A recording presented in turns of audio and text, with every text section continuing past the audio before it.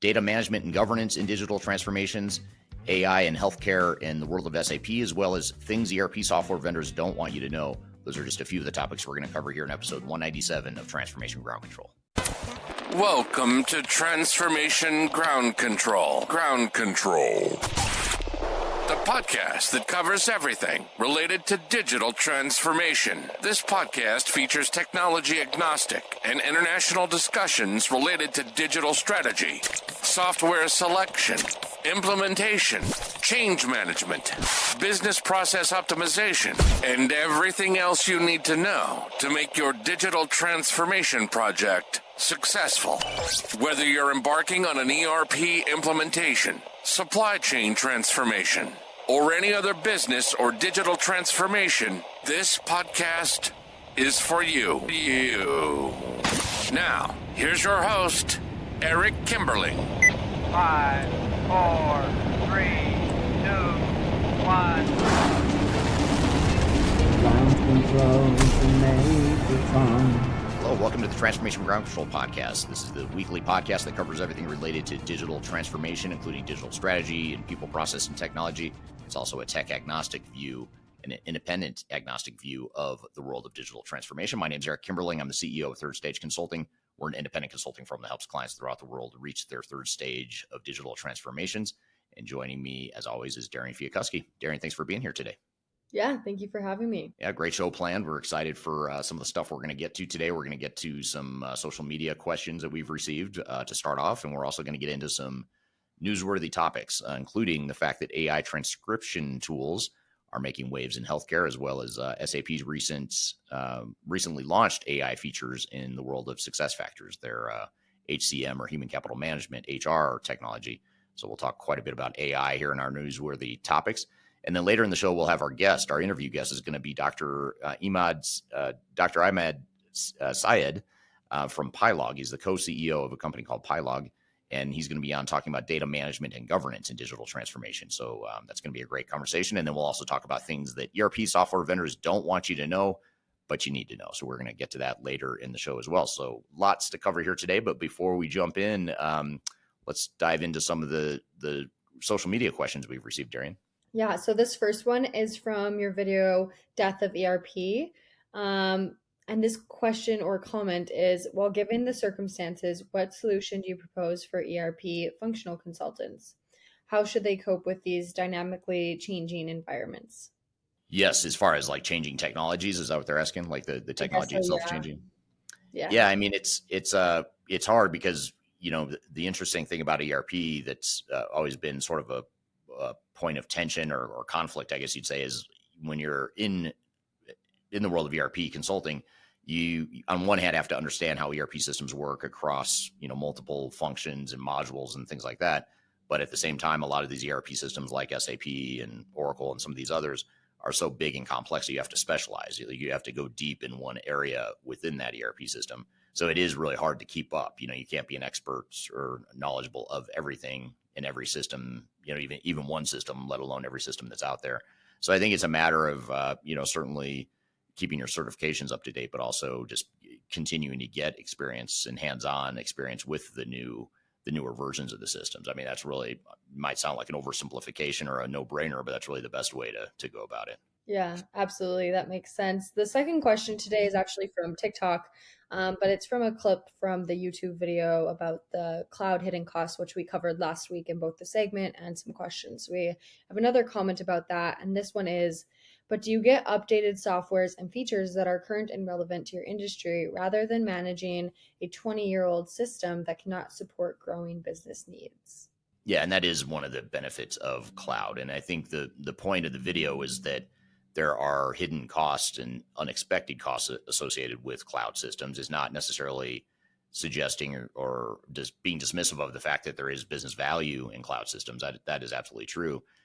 So I don't question the value of cloud. I think there is a lot of value. It's just making sure you understand the cost side of the equation too. And that's really where I was going with that. But yes, there are certainly tangible and intangible benefits as it relates to innovation and upgrades and being on the most recent version of a system versus having to maintain an old system that's outdated, that's holding you back from growth.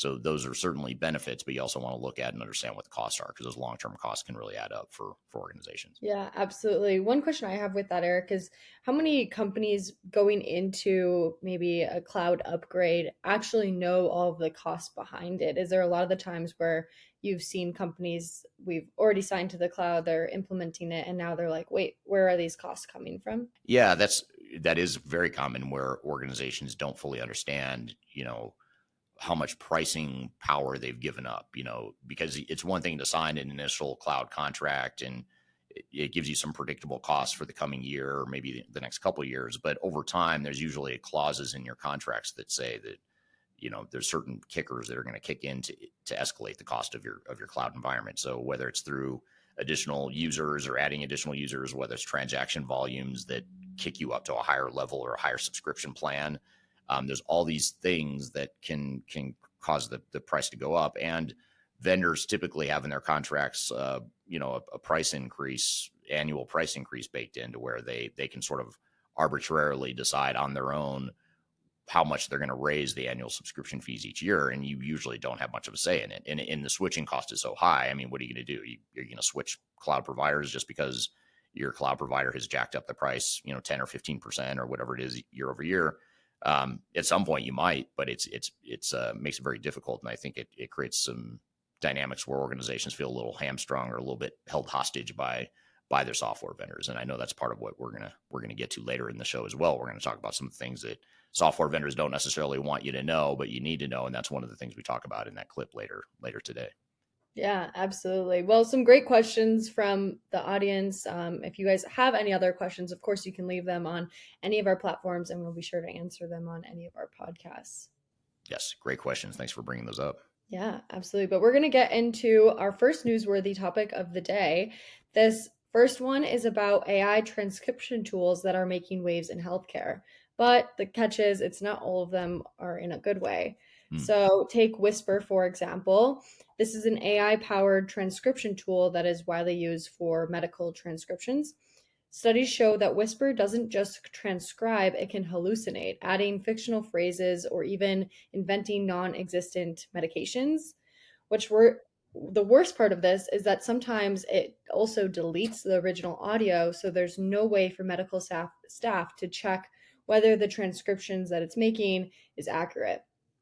So this is obviously a huge risk for doctors that are basing treatments on AI-generated transcriptions, because if it's not transcripting or showing what it is transcripting correctly, then it's obviously something that they can't regulate.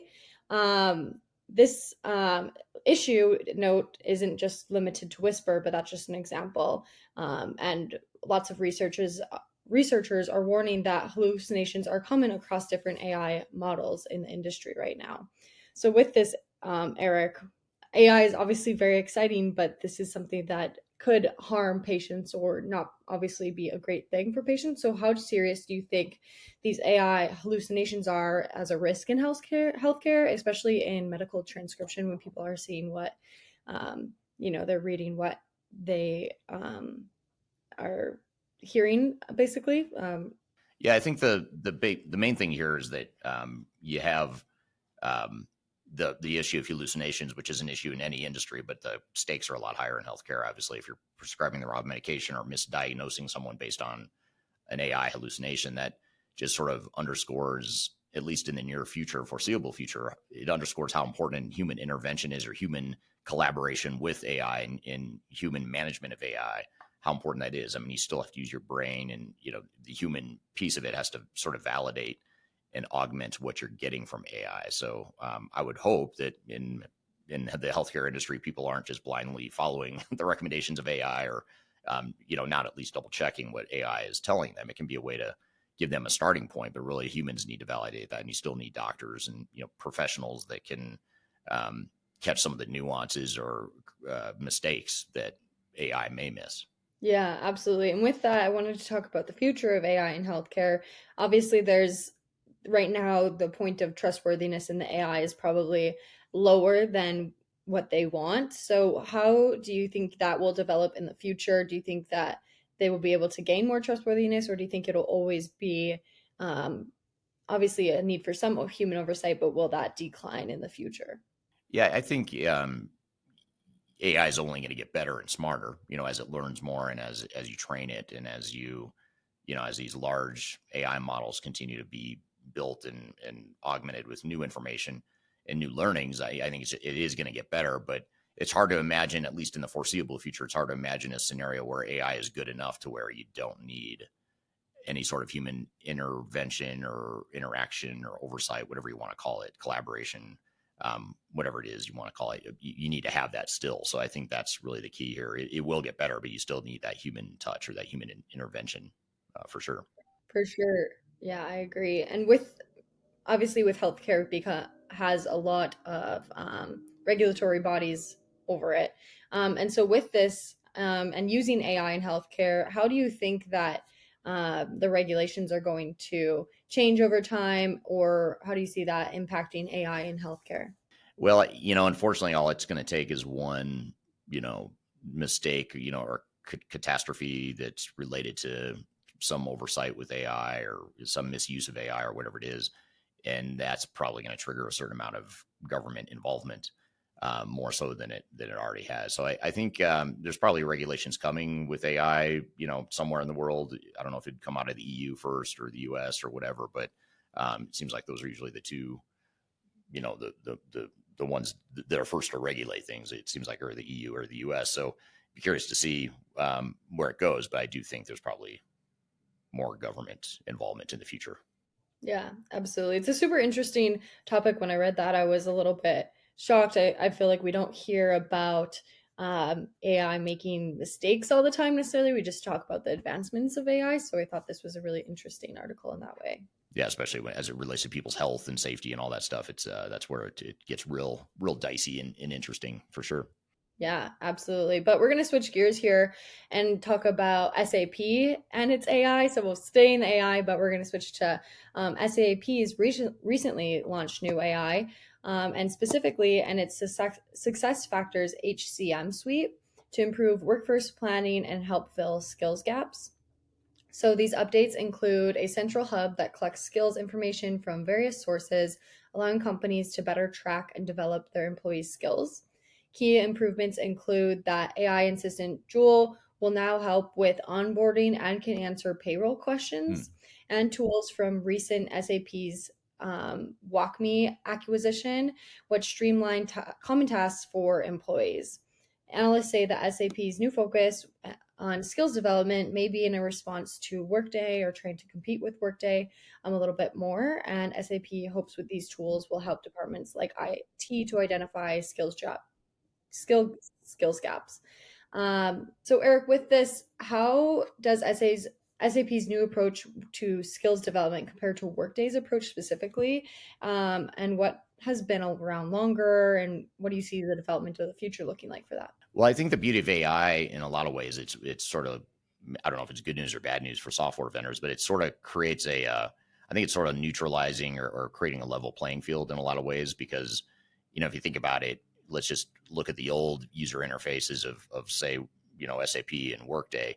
I would say Workday probably had an advantage just in terms of usability and user experience and things like that, just the ease of use. And that's a broad generalization. Not everyone's going to agree with that. If you're an SAP shop and you're used to SAP, you might actually find that SAP is easier to use. But if I'm just looking objectively at the two legacy systems, I mean, Workday's got a slicker, more modern interface, in my opinion.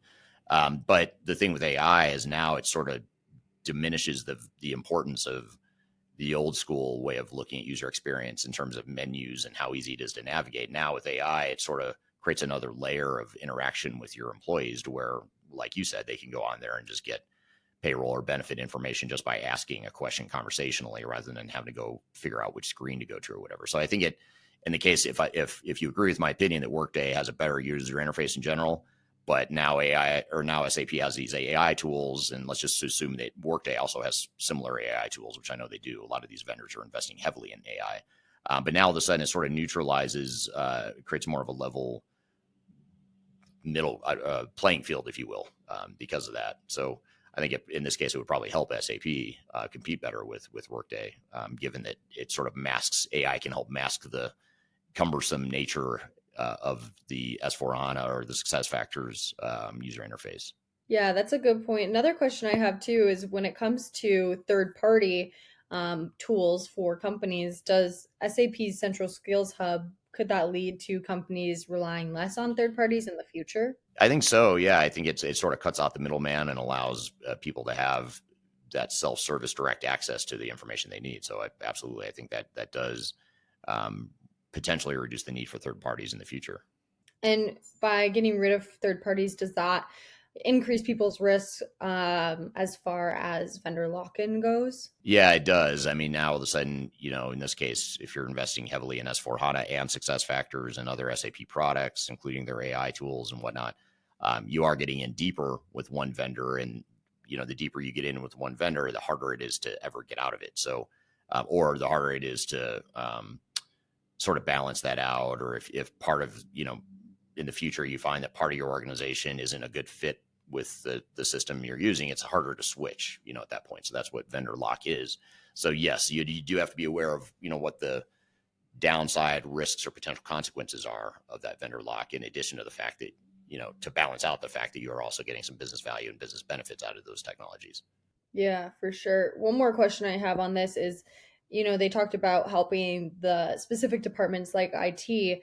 How valuable is SAP's strategy for helping IT departments quickly upskill or retrain staff to keep up new technologies with, how fast technology is evolving nowadays? Is that a huge part that's going to affect the future here? Yeah, I think so. I think, those tools can help. It's going to help and require IT departments to keep up, with their skills and just understanding how these new technologies work. Yeah, absolutely. Well, super interesting.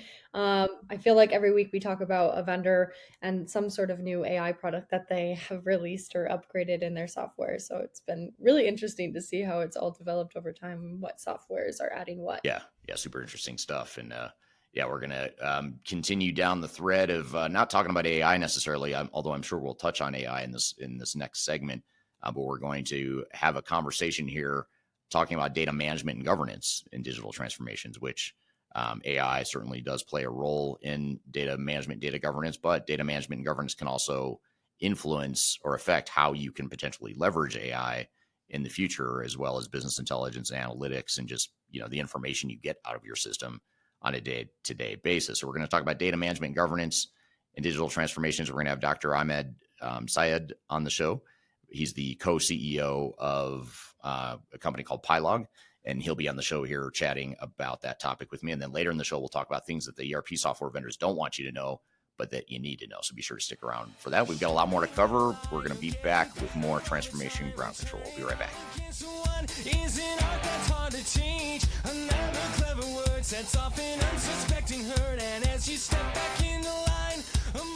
I'm excited to announce the release of our 2025 Digital Transformation Report. It's available now on the Third Stage Consulting website, www.thirdstage-consulting.com. This report gives you an unbiased, technology-agnostic insight to help you optimize your organization's projects for success. Get your copy today using the QR code in front of me or on our website. Are you looking for ways to promote your product or service to enterprise technology decision makers and influencers throughout the world, like the ones who listen to this podcast? Major Tom Productions creates media, events, and influencer marketing for B2B technology providers. Our productions are exciting, educational, disruptive, and effective. Most importantly, they create results. Our content is unlike any other in this industry, engaging, influential, and trusted by technology buyers and influencers throughout the world. Each month, our productions reach hundreds of thousands of targeted buyers and decision makers who trust and engage with our honest and tech-agnostic content. With long-tail viral results and engagement with our content, Major Tom Productions provides a way to reach your target market and create awareness, calls to action, and a connection with potential customers.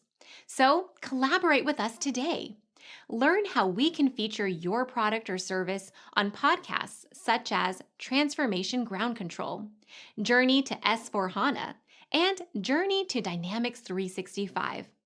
We can also feature your brand on our YouTube channel called Digital Transformation with Eric Kimberling, which boasts over 100,000 subscribers and over 2 million video views per year. You can also participate in our in-person events, including our Digital Stratosphere Conference. Contact us today to learn more. We can tailor a marketing campaign that works for you. We look forward to helping more people learn more about and become engaged with your brand.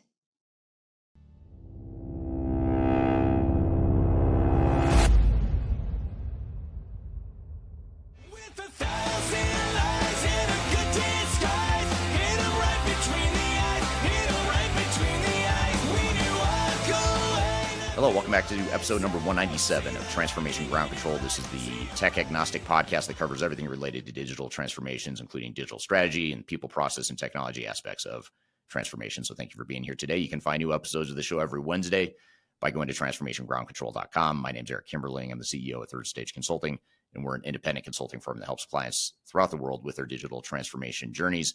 And we help clients select and implement enterprise technologies. And one of the things that we help clients do as part of their digital transformations is we help them with data management, data governance, which is the next topic we're going to cover here in this segment. We're going to get into a conversation here with Dr. Imad Syed, who is the co-CEO of PiLog, and we're going to chat and dive into this whole thread of data management and data governance. So, Dr. Syed, thank you for being here today.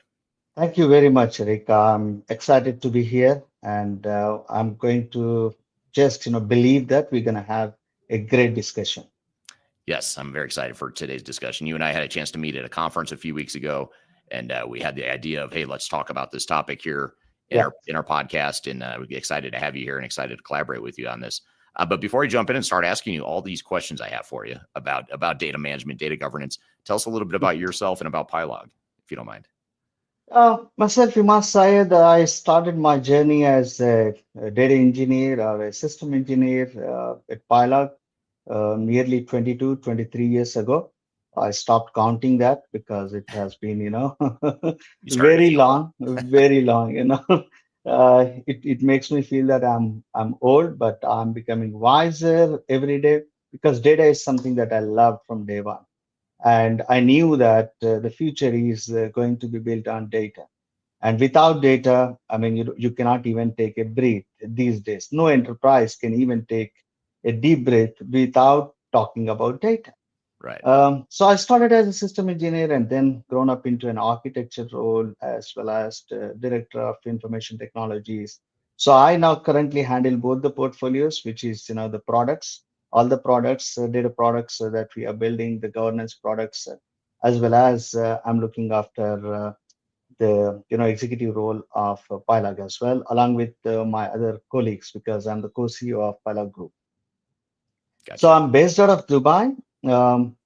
Mostly, you can find me in Middle East, hopping in and out between the other countries of Middle East. But I also frequently visit India, which is our labs, data labs, as well as the R&D labs here, where the magic happens. Right. So your boots on the ground, seeing all this stuff in real time, and very interesting. So tell us a little bit about, if you don't mind, just tell us a little bit about maybe a little bit more about PiLog and what you guys do as a company there. Yeah. See, my existence is because of PiLog, because that's what I feel, because PiLog has been in the market for nearly 29 years. So next year, probably in next 2 years, we'll turn 30 years in the market. And that's actually long standing for any organization to survive. But we have been waiting for our turn, because those days when we started with the data practices, data governance, data quality, nobody used to even give any attention to us. In fact, leave about attention.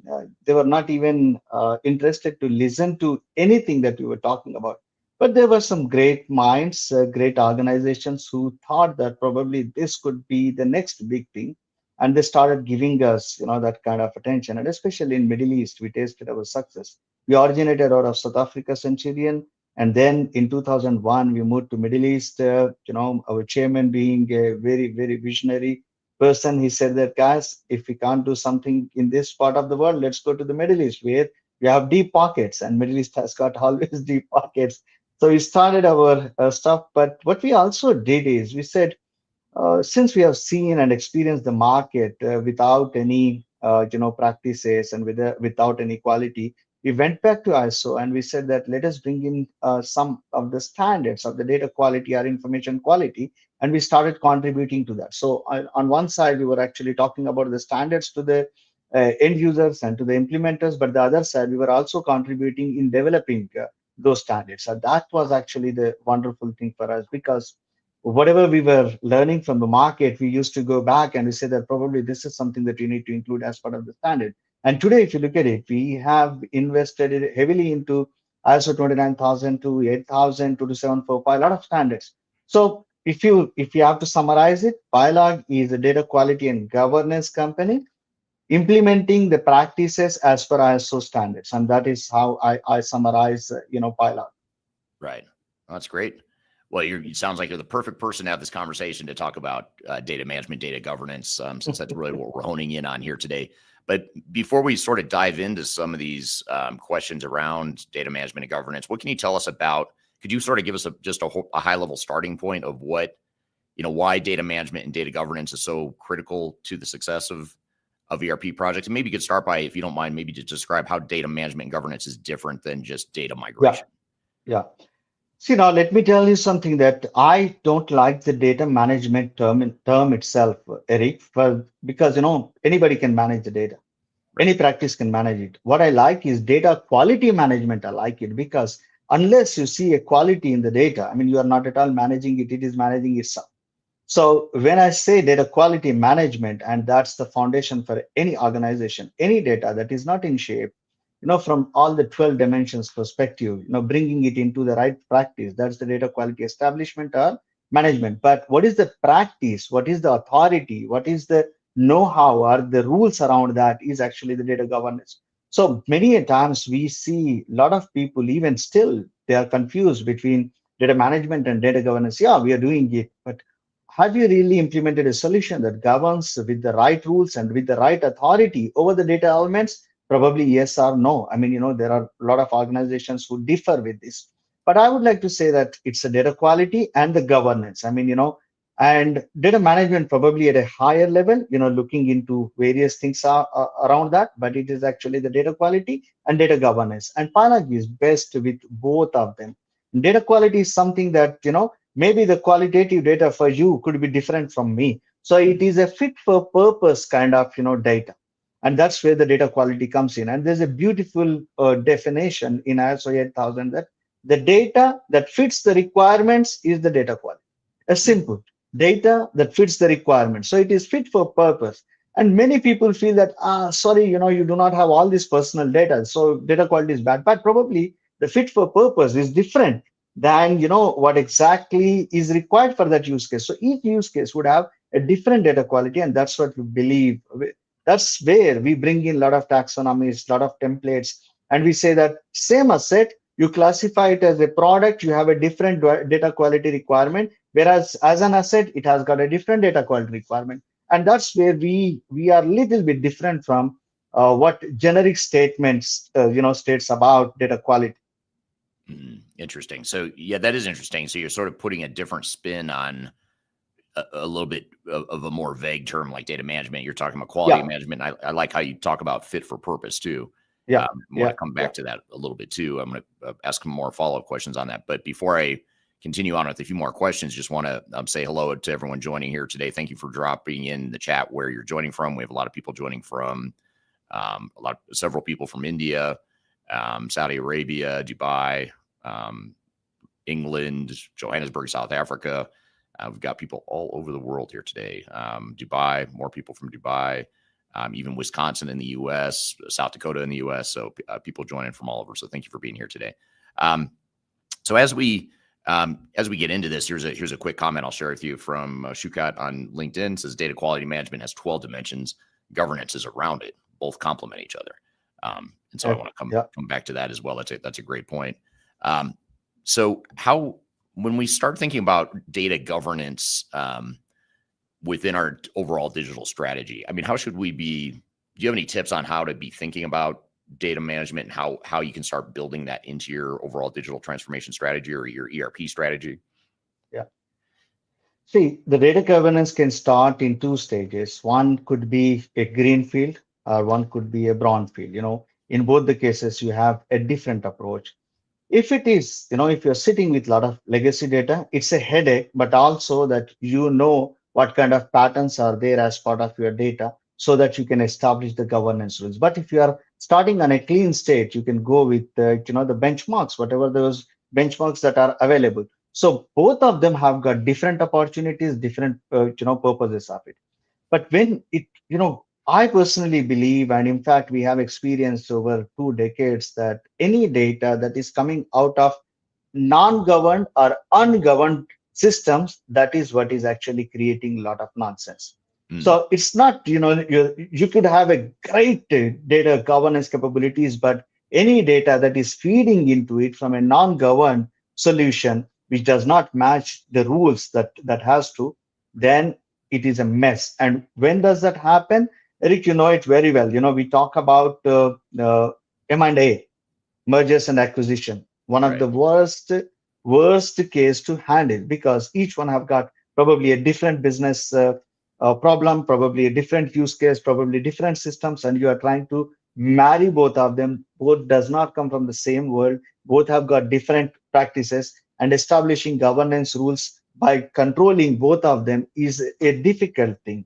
Whereas data migrations, I mean, you were just mentioning also about data migrations. I say that data migrations are the best opportunity for any organization to correct the course of action with regards to their data strategy. And if they miss that opportunity, I don't think that how often that would come, because I do not see these digital transformations happening in less than 10 years. So you are going to miss out that opportunity for at least a decade or decade and a half. And don't miss out on that opportunity. If you really want to bring in governance, that's the best time for you. Right. Yeah. And you bring up a good point too, which is that, you can clean your data, you can get it perfect the way it should be, but it's us humans that end up creating Yeah, nonsense, as you put absolutely. it. It's us that messes up the data and makes it inaccurate. And then Absolutely. you start thinking about, how does that affect my reporting and my analytics, my AI efforts? If I'm trying to incorporate Right. generative AI or learn Right. language models, all that stuff, or large language models, then you're not gonna be able to do it, if you don't have good data governance to keep the data accurate and to really treat it as an asset that needs to be focused on quality, as you mentioned. Right. Let me tell you one interesting fact there. I have seen a lot of organizations, maybe 3 out of 10 organizations, they said that we have a digital dashboards. Okay, I said, fantastic. You go into their digital boardroom, you would see a lot of dashboards. Okay, where's the data coming from? Yeah, it's our transactional data. You see so many transactions, but they have not implemented the right master data and metadata, and they are believing those transactions that are generated out of inaccurate master and metadata, and they are making decisions on that, and they call themselves that we are digitally transformed. Yes, if you have not established the foundation, which is the master and the metadata, then how can you actually build any reporting engine around that? And you are making all those decisions based on your data, but it is skewed. It's not accurate. So that's why we always say that have metadata as the centric thing, like very simple thing. Let's suppose we have a personal data, but your weight, weight of a person is not mentioned as kg or lb, and it says 73. What is it? So without metadata, it's nothing. 73 makes no sense at all. Or a height, or if it does not have the right currency, you say, yeah, $300, but which bucks? Which currency? So the metadata is important. And once you have that metadata, then it brings the value to it. And that's what ISO 8000 talks about. And the master data is built on the foundation of metadata, and transactions are built out of the combination of meta and the master data. People miss that thing. They say that, okay, let me just clean all the transaction data. Let me see how many transactions I have done, how many orders I have generated, how much spend I have done. But what is your classification? Your classification itself is wrong. So I mean that still surprises me. I'm sure people are learning, but again, these digital transformations make no sense unless you actually correct the foundation. Right. We're here chatting about data management and governance and digital transformations. We've got a lot more to cover, but first we're going to take a quick break. We'll be back with more Transformation Ground Control.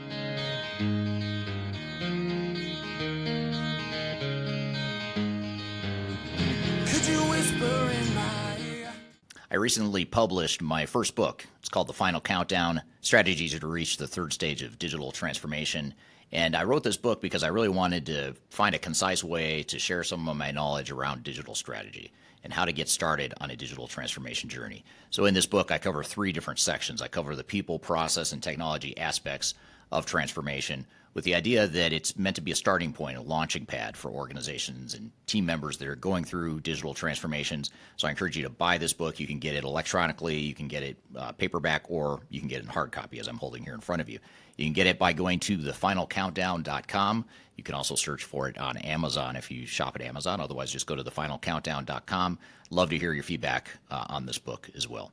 So I hope you check it out and hope you enjoy.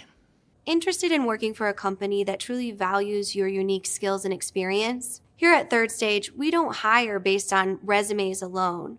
We look at the full candidate, experience, and willingness to provide excellent service for our clients. Within a technology, independent, and agnostic consulting firm, you have the opportunity to learn across industries with a diverse group of clients. Our consultants also have the opportunity to diversify their portfolio and learn across technology systems. If you're interested in joining a high-growth entrepreneurial organization, please reach out to us at work@thirdstage-consulting.com.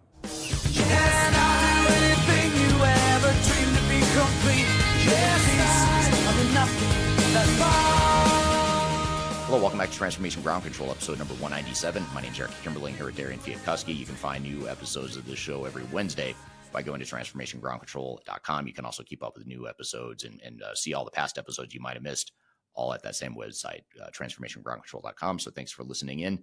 We're here with Dr. Syed talking about data management, data governance in digital transformations.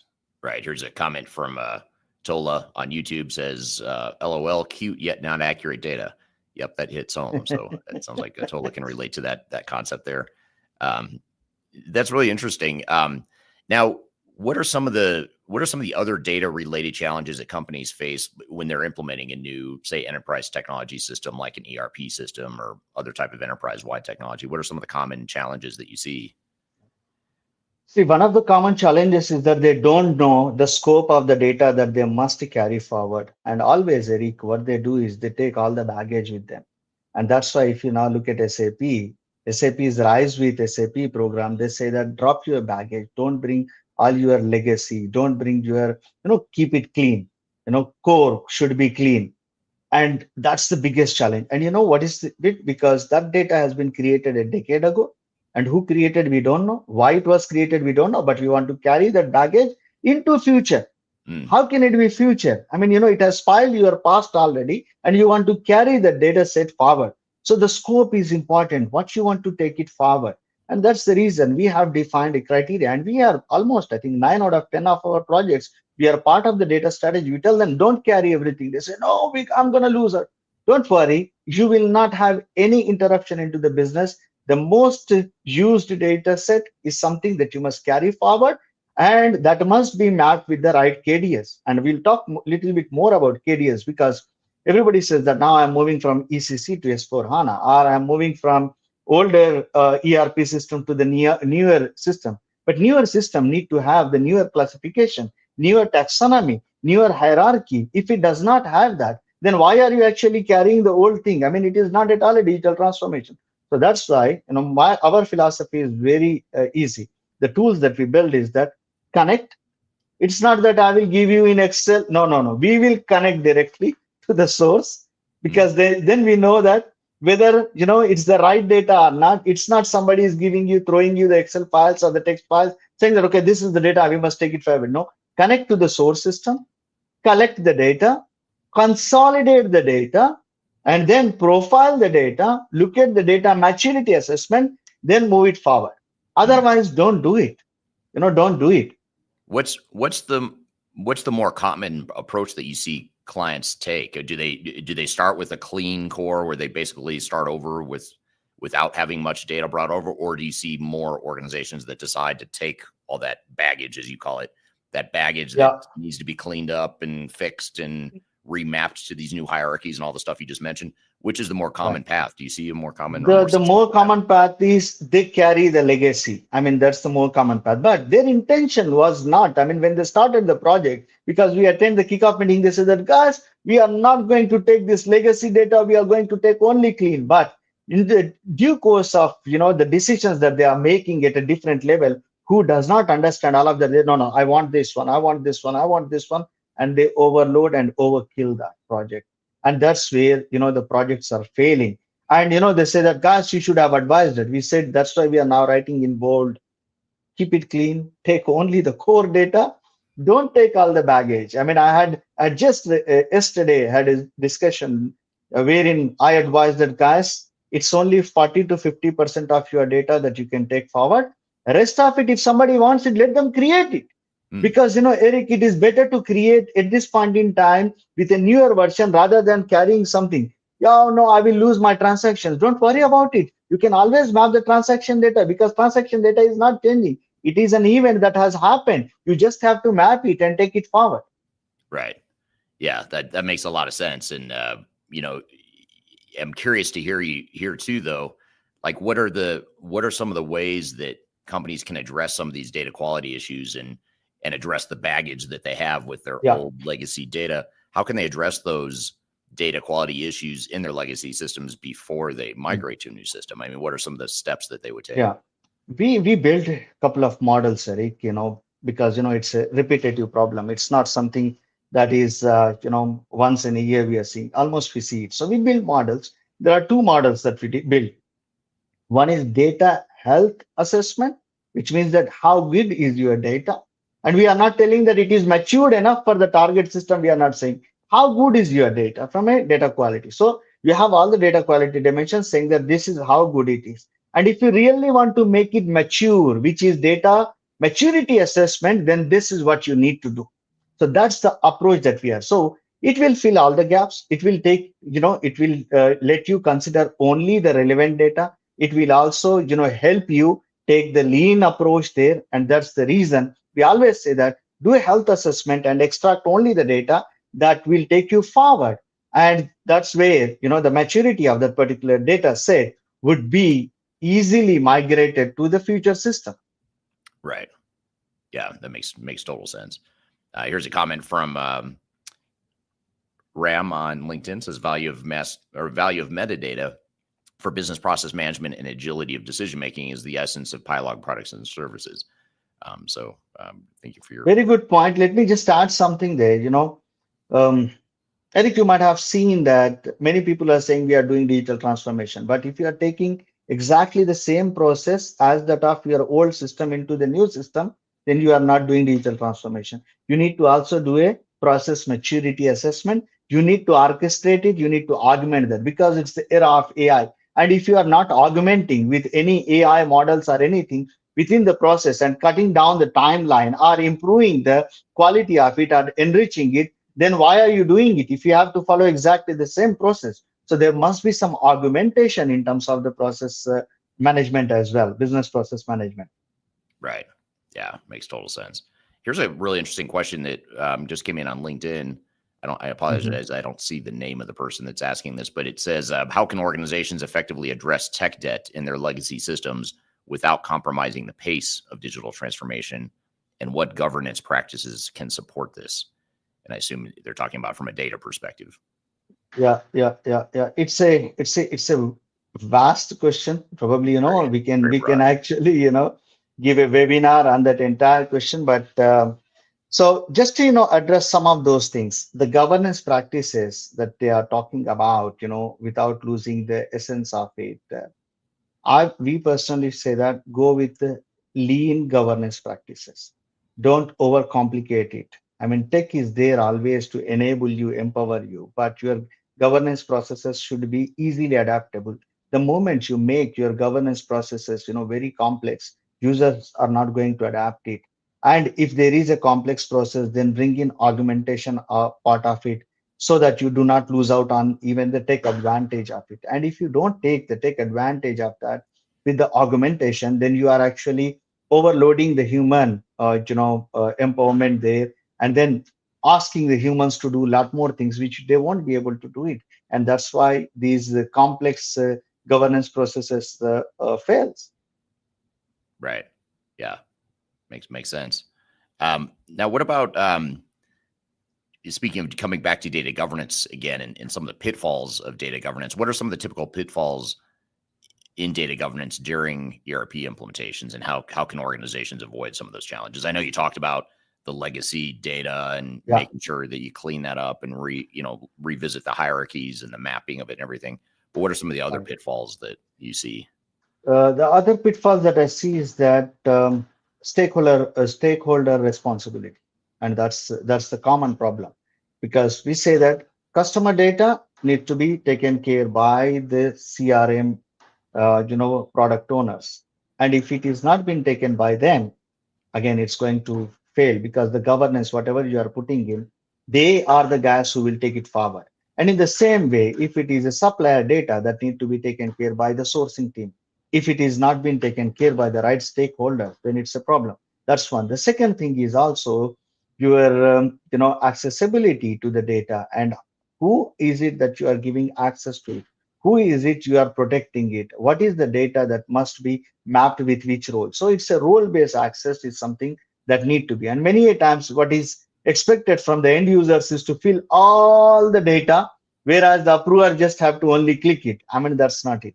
That's not the right one. You need to have a federated governance practice. And if you are not, doing a federated governance, you are actually overkilling the process. So it's a fine balance. And again, probably for a customer master, you might have, 3-level workflow, but maybe for finance master, you might have 4 or 5 levels of workflow, depending upon the sensitivity of the data. So all these things, I mean, we built a huge framework, Eric, for each data element, who must be the owner, who must govern it, who must approve it. Because, you cannot just say that, okay, let me just create it. I'm going through a governance process, system will take care of it. You also need human intervention, because, the taxations, any other regulatory compliances, and all those things need to be taken care. And you always need to bring in those stakeholders as part of your governance. And these are the general pitfalls why the governance fails. Right. Yeah. Makes total sense. Here's a comment from LinkedIn. Great insights. Happy Diwali to the one celebrating. So happy Diwali to anyone that's celebrating that here today. And then from Alcinda, a comment from Alcinda on LinkedIn says, the scope of data to be carried over was a penny drop moment. We forget to assess the cost that comes with maintaining and storing legacy and irrelevant and outdated data during our digital transformation projects. So a great point there, Alcinda. And here's a question from Sarah on LinkedIn. Sarah says, you're suggesting that we should build the data from the bottom up rather than merge and purge. How do you capture the important data point in your bottom up approach? Through brainstorming, or is there a model that can be implemented? So how do you do that? Yeah, it's involving the right stakeholders in the workshop. I mean, that is something we don't. And generally, the decisions for the data governance, our data set scoping, and all those things are made by high-level guys who does not understand what kind of data it is, because it is those data stewards that must be involved. And that's the right way, because they know what is it they are doing every day, what is it that they are capturing, what is it that they are facing difficulty with. And if you do not involve them and you say that, okay, I'm being a consultant, I'm telling you, this is the data set that you must determine, we fail. So, because at the end of the day, those are the guys who are going to suffer with it. Right. Now, what about, here's another question that's really interesting from Kevin on LinkedIn. Kevin says, how does the integration of a robust master data management strategy within an ERP transformation program enhance data consistency, quality, and decision-making across the organization? And what are the potential risks of neglecting master data management in such an initiative? Because I think it's important to recognize there's really we're talking about two different types of data. You have your sort of your transactional data and the more granular detailed data, but then you've got your master data, which is going to be more like your product masters, your customer masters, vendor masters, all that stuff. Yeah. So how do you, when it comes to master data management, which is that second bucket I'm describing, how do you, what are some of your thoughts there? See, now, if you look at the entire world, there are only two types of businesses. either a company is buying product or a service or selling product or a service. There is no other business around the world. And the moment you are saying that you are buying a product or a service, both of them are master data.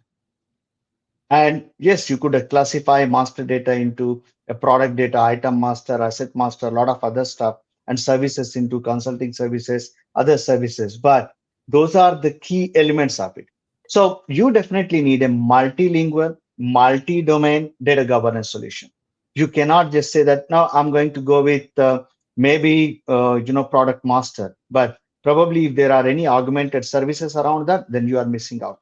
And even if you're going with a product master, then you do not have the suppliers or the vendors, then you are losing out. And if you have, product master and you are a large organization, if you do not have a people master or employee master, then you are losing out on it. So there are about 14 masters that we see that are interrelated in a large organization, and all those masters need to be actually maintained.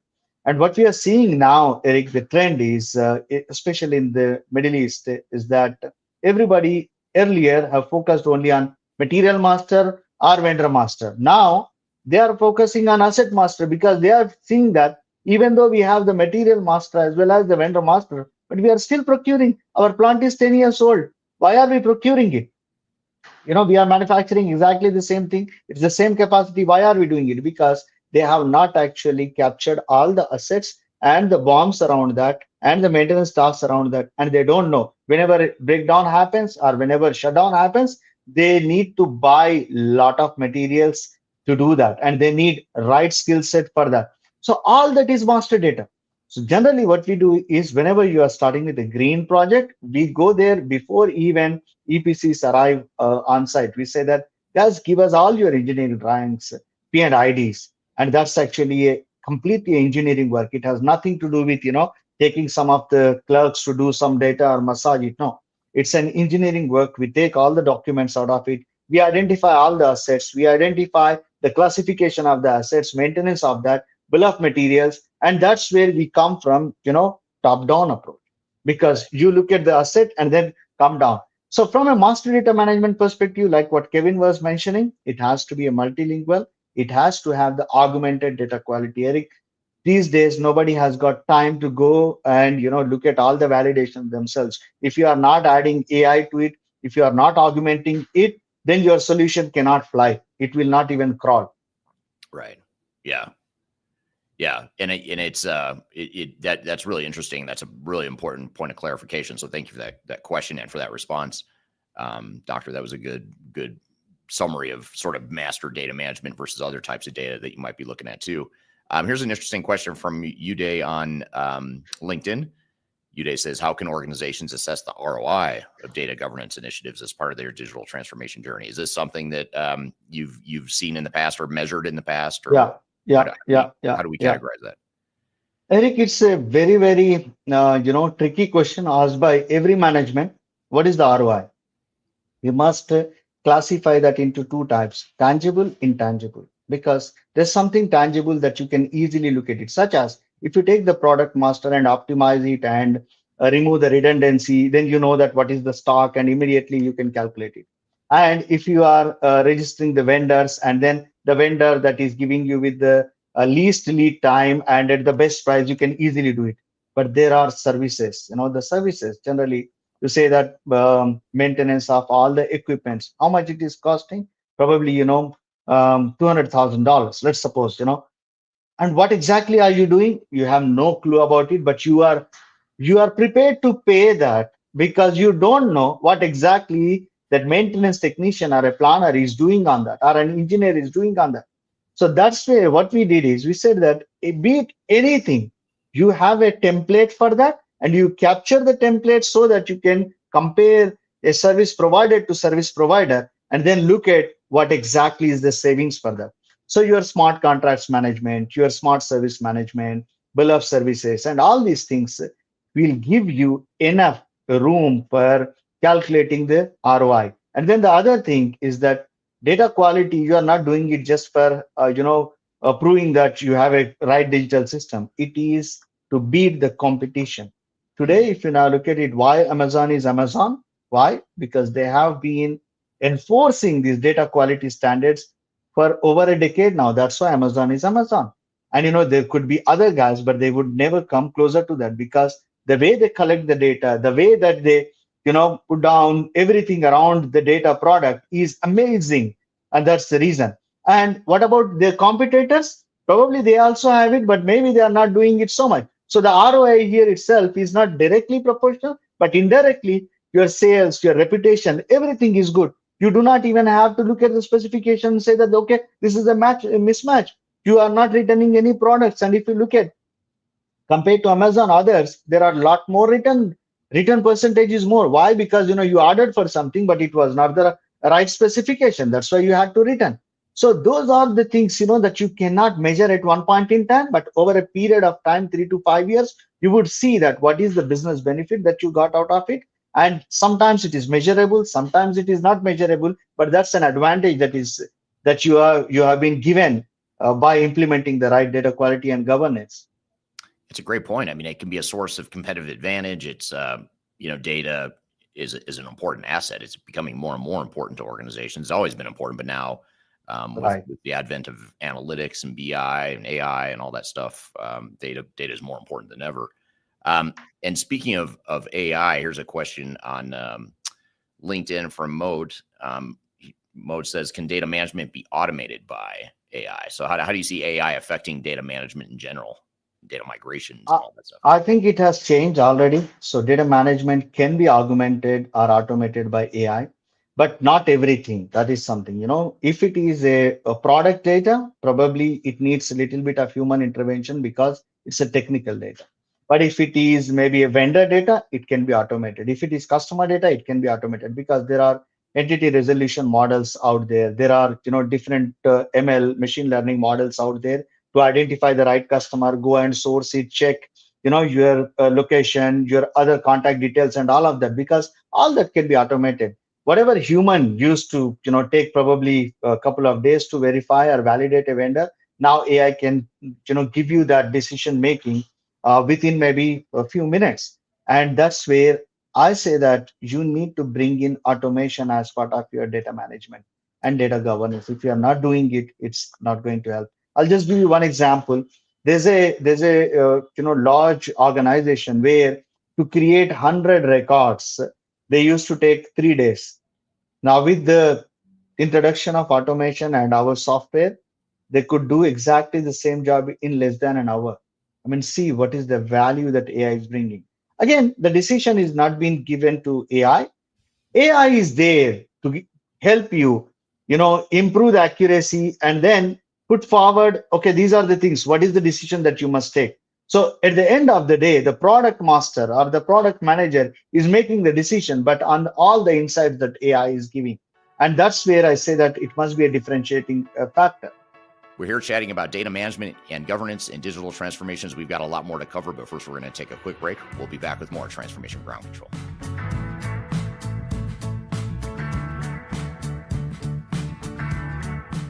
My name is Eric Kimberling, and I'm the CEO and founder of Third Stage Consulting. Before we dive too far into today's content, I want to invite you to learn a little bit more about Third Stage Consulting, who we are and what we do. I've included a link to a video right here that describes Third Stage in a bit more detail. It talks about our story, our history, our philosophy, our clients, our service offerings, and that sort of thing. But in general, what Third Stage Consulting does is we're an independent and tech-agnostic consulting provider. We help clients through their entire digital transformation life cycles, beginning with digital strategy, software evaluation and selection, all the way through and including implementation planning, implementation readiness, and the actual implementation itself. We're technology agnostic, so we only represent our clients' best interests. We do not represent software vendors. But having said that, we work very closely with software vendors, all the leading players that you can imagine we've worked with, both in helping clients evaluate and select them, but also in helping clients implement those solutions as well. So we have a very broad, objective, agnostic view of the market that is meant to really represent your interest as you go through your digital transformation. I also encourage you to scan this QR code right here to get access to our resource center. This resource center has a ton of information, a ton of ebooks that are free. You have access to top 10 software rankings, playbooks for how to make your project more successful, guides to change management, YouTube videos, all kinds of stuff that are going to help you through your digital transformation. So I encourage you to scan this QR code to get access to those resources. And please feel free to reach out to me directly to brainstorm ideas about your project. Even if it's just informally, you want to bounce around some ideas and get some informal advice, I'd be happy to spend some time with you. So feel free to reach out to me. I've included my contact information below. You can also find it in the description field of this video as well. The last thing you want to have happen is for your digital transformation to end up in court. I've been doing this for 20 years and I have seen everything. My name is Marcus Harris. I'm a software and technology attorney focusing my practice on drafting and negotiating software-related contracts and litigating software disputes across the country. Feel free to reach out to us at taftlaw.com. We'd love to talk to you about the litigation process and what you can expect.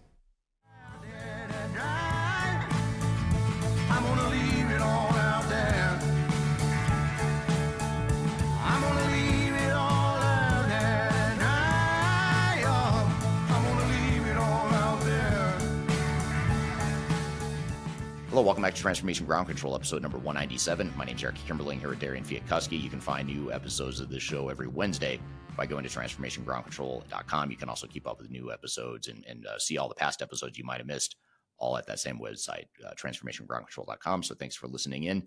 We're here with Dr. Syed talking about data management, data governance in digital transformations. We haven't talked yet about data security and compliance, because you have two competing issues. You have one is data accessibility. You want people to have access to data and be able to make use of the data.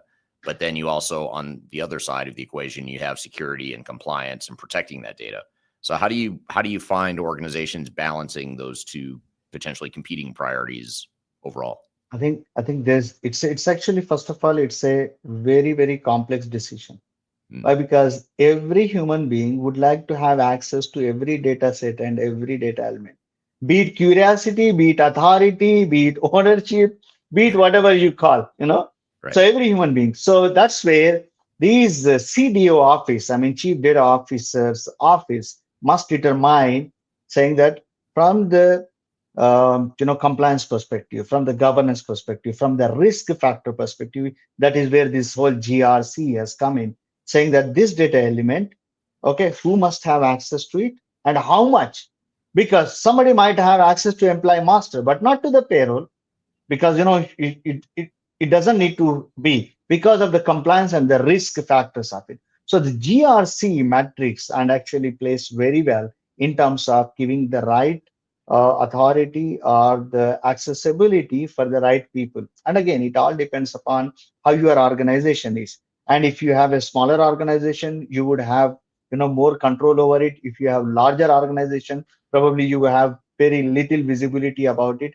But both need to be balanced. And we have seen during the migration projects how many times we heard that the payroll data it has been leaked, or somebody came to know about it, or even we have seen that somebody was training the data within their organizations and their chatbots were revealing the information that should not have been. So you need to have a data access layer, and that's what we always bring in. Data access layer is the metadata that controls it, the semantics of it, syntax of it, what must be revealed and how must it be revealed, even if it is revealing, whether it is a master data, whether it is, what is it that you are giving it back to it, whether it is derived data. So there are a lot of ifs and buts around that, but Eric, data access layer is must. Without going through the data access layer, you should not allow anybody, and that data access layer should set up the right authority over each and every data element, not even data set, each and every data element. Yeah, that's a great point. And it's, as you're describing that dynamic, it occurs to me that, we're coming back to a common theme here around data governance, where there's sort of like, there's the top-down approach to data management, where CEOs or executives might have a certain vision of what data should look like or what data they do or don't want to bring over. But then the people that are actually executing the project, they're the ones that have to deal with the resistance that comes from, for example, it's going to be a lot easier for me to have complete access to all the data. Like you mentioned, it's going to be a lot easier for me to just bring over all the old legacy data, even if it's dirty. Because I'm used to it and I'm comfortable with it, even though it's dirty. I'm comfortable with it. Yeah. How do you bridge that gap between what the vision is like at the high level of the organization down to the boots on the ground, the front lines, the people that actually want the data and maybe are going to resist the idea of having a clean core or taking the time to invest in cleaning up the data. Do you see that disconnect happen often from like top of the organization down to the bottom? It does. And that's why what we do is, for us, it's the data stewards that makes, the right decisions. But we take all the input from the data stewards and we take that to the executive management or a board level or the C level. We said that this is what we have, really understood, and this is what we have discovered. Now, what is your vision? What do you want to do? Now, actually, I would like to, combine all of this thing into a shared service, and I do not want to have my data spread across all the organizations, decentralized. Fantastic. Then we will override the data stewards. We say that, guys, we are going for a shared services wherein, we are going to have people who would understand and handle multiple set of data. But if the CEO says that, no, let it be there at the plant level or a business unit level, let them manage it, then the decision is there. So our job is to study, during the discovery phase and the diagnosis phase, and we say that this is what are your practices. And now you have got, two decisions that which one you want to embark on. And it all depends upon the vision. Right. So how do you see executives, like when we think about the executive steering committee or just the executive team in general, how should they be involved in data governance and data management? Should they be involved, or if so, what should that look like? I personally feel that they need to be governed, because most of the executives, they say, this is what I want. But if you do not tell them, if you are making this decision 1 year down the line, this is what is going to happen, and it will be a bigger challenge for you to solve. And most of the times it is because of unawareness they make those decisions, Eric. And their intention is always good because they also want to take the organizations forward. But just because they do not have the visibility and awareness and the impact of that, 1 or 2 years down the line, they make those decisions, be it, even bringing in the right tools or bringing in the right stakeholders. But if you don't do that, it's again, plan, check, do, act, that kind of thing. If you don't do it, and if you don't put down smaller things around it, and then, prove to them, you see, because of this governance rule, this is what has happened. What do you would like to do? No, let's go back to this. Or no, let us sustain with this, and then, push everybody to the corner and enforce this. So ultimately, they are the leaders. They are the leaders who are going to take the organization forward. So we leave it to them, but we will have to tell them, what could be the disadvantages or advantages of that, and pros and cons. The moment they know it, they make the smarter decisions. Right. Yeah. That's good advice. But Eric, maybe one in 20, you would also find that this is what I want, take it or leave it. But they will call you back after 2-3 years saying that, no, this is not working, guys. Sorry, that was a mistake. Yeah, that was a mistake. And we see that. Yeah, and I think this is a good, this segment of our conversation right now is a good, clip for executives to hear.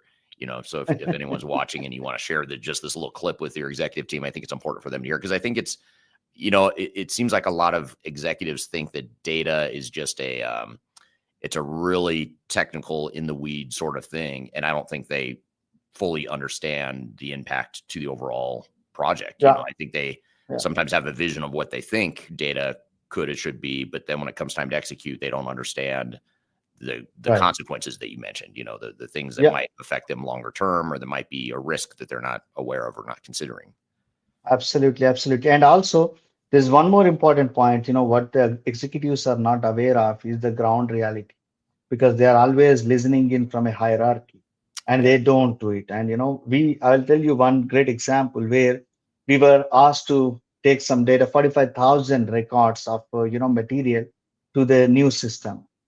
Believe me, Eric, none of those 45,000 materials were ever opened. Even the boxes were closed for the last 5 years. And who actually discovered that? We discovered that. We said that, guys, what's the history of it? Last 5 years, they did not open. Why? Because they ordered the wrong stuff and they were hiding it from the management. And when the management came to know, they could at least make a decision to sell it off or, trade it off against something. But management is also, not aware of these kind of things, because your business units are somewhere, their offices are there. You sit in a corporate office and you do not have the visibility of it. But generally, that's the reason, a leader is actually walking on the ground.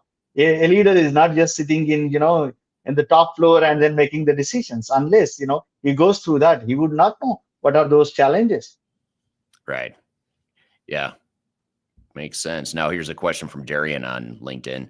What role does master data, or what role do master data management tools play in improving data quality and consistency across systems?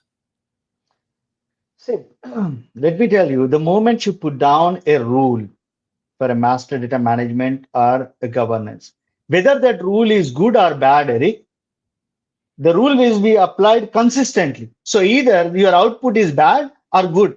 So it is better to handle that rather than mix of it. Something is bad, something is good. How are you going to do it? If you know that the rule has applied and that rule has resulted in bad quality, then you know that rule need to be reversed and it need to be corrected. You have a corrective action. If the rule is applied and it has resulted in the right data quality, then that's the working model. But if you don't bring in data management practices, if you don't bring in a policy, if you don't bring in a rule, then every person is making a new rule on the data set. Right. So that's why I say that it is better to have a tool that governing it, because either it will be consistently, bad or consistently good, but it is not, consistently inconsistent. Right. Right. That's good advice. I hadn't heard that before, but that's really good advice. So as you look forward to the future of technology and digital transformation, this is where I ask you to get your crystal ball out and try to predict the future, but which is always fun and difficult at the same time. But what trends do you see in data management and governance, particularly as it relates to ERP implementations and digital transformations? I'm seeing most of the data migrations are becoming semi-automated, which is actually great. Now, just to tell you that the ECC is going for a sunset in a couple of years. Everybody knows SAP ECC. And how many customers must go for Rise with SAP or to a cloud? 40,000 plus minimum. Now, if you divide that with the number of days, every day there must be 40 data migration projects successfully completed. Eric, do we have the capacity as human beings or consultant to do 40 migrations every day successful for the next 3 years? Probably not. That's why automation is important. So the data migrations, the tools that we have developed, the design is complemented 80%, because you know what is the source, ECC, you know what is the target, it is S4HANA. And the transformation rules will not change because the schemas are fixed, unless you have a lot of legacy, the customizations, the pain that you want to take forward, that is what it is. So I say automation is there. That's one. The second thing is that the data quality is a complex subject, because it all depends upon who is that stakeholder or a user who is practicing that data quality. And if you cannot augment that, help that with your co-pilots, and that's why we built a co-pilot, then why are we now calling it as a tech solution? It must not be a tech solution. It must be a analog solution. If it is a tech solution, it has to. What I'm seeing now, more trends is, Eric, and which is actually very good, because people are adopting this, and there are about 8 cases that have been proven worthy enough of complementing the data management practices. I really love that. And Gartner has published probably 12 of them, but out of that, 8 of them are successful, such as categorization, classification, internet research complementation, and then consolidation, deduplication. All this can be automated, and that's wonderful thing. You do not have to put your foot there. Only thing is that you have to look at the results and the process, whether it is correct or not, and move forward. And that's a really good sign, because if we have to, Eric, manage the data that is created every day, and you know it. How big it is, those volumes, we cannot manage as humans. That's the reason we definitely need a machine learning models. Yeah. So that's one. The second thing, what I say is that there is more adoption for industry standards. This wasn't there. The more adoption for that, such as be it ISO standards, be it industry practices, be it taxonomies. When you are defining an asset taxonomy is there, which is as per ISO 14224, which is good. Adoption is there. Adoption is increasing for the standards, because the moment you bring in standard, interoperability is established. We don't have to worry about it. That's the That's why standards are there. So tomorrow you are going to other system, don't worry about it. If it is as per that standard, you can move forward. So that I'm liking it really very much. And then the third one, the trend that I'm seeing is that everybody would like to have knowledge of data. This wasn't the case 3-4 years ago. Now everybody would like to be a data steward, a person with knowledge about data or specific domain of that. And this is data literacy is increasing, and that's actually a good sign. Yeah, those are all interesting trends. And you talk about interoperability. And earlier in this interview, you were talking about how, the integration of data and how you go directly to the source. You want to connect directly to the source of data rather than relying on someone to put it in a spreadsheet or re-enter it. How do you, how does overall integration strategy affect data management? So in other words, you have data strategy and then you have your architecture and integration strategy over here. How do you bring those two things together and create like a more cohesive view of how it all ties together? You see, one of the things people miss is always when they are doing the integration between two systems, they always integrate only the used data elements or used data structures. That's a wrong thing. I say that you do, A side all columns with B side all columns, because you never know what is it that you are going to change.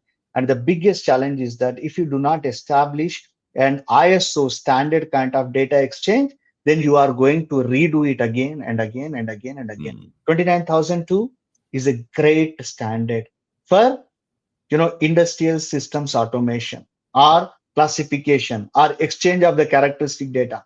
And it very clearly defines, you take the full data requirement of the source and map it with the target and then leave it there, because you never know what kind of rule is going to come in place and what kind of mapping is required.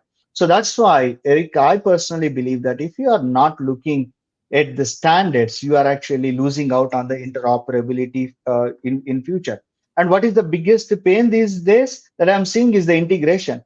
And is it going to go away? It's not going to go away, because in fact, it is going to be even more, because sometimes you need to now integrate the sensor data. Sometimes you need to integrate the stream. Sometimes you need to bring in, some of the social media data. And if you do not establish the ISO practices for exchanging the data, then you are going to redo that, and you will lose control out of it. Yeah. No, that's really interesting, and it's such an important thread to think about too. How you're going to bring the integration of systems and the legacy systems where you've got this old data, the old legacy data in it. How are you going to create that integration, and how are you going to do it in a way that doesn't just bring over bad, dirty data? You need to have a lot of filters there, and many a times we are seeing probably 10 different filters before we in fact look at the data, because those filters will actually throw out all the data. It's exactly like any machine that is working, the production machine. If the product is not good, it throws it out, and it's from a quality check perspective. And human beings will not be able to do that, and that's the reason we had to build in several models. Right. Yeah. Here's an interesting summarization of what you were just talking about, Doctor. This is from Charan Kumar on LinkedIn. Says data quality management and data governance truly go hand in hand, creating a robust foundation that drives accuracy, consistency, and reliability, ultimately benefiting the entire organization. Their parallel integration is essential for maximizing data-driven value and achieving long-term business success. So that's very well. That's a well said summary of what data management is and how data governance factors into an overall digital strategy. So for those listening, just to sort of wrap this all up and to tie everything together here, for those that are listening that maybe are struggling with their data management initiatives, or they're in the middle of a digital transformation and they don't really have a good handle on their data work stream yet, or maybe they haven't thought much about it, what are some of the best ways to get started? Like, what are those one or two takeaways that you could leave us with as far as how do we get started on this data management, this data governance journey? I'd say that let's start with the data discovery phase. Without doing data discovery, don't even go. Data discovery and diagnosis. Again, Eric, if we have some issues with our health, we go to a doctor. Doctor doesn't just look at us and give you a prescription. And that's what the data migration, digital transformations are doing. Just they are doing it. What doctor does is diagnosis, few tests, few checks, then only it says that, okay, you must take maybe this prescription. So I say that consultants cannot just prescribe before looking at the data and the health of the data and diagnosis of it. So check your data. What is the data that is really meaningful?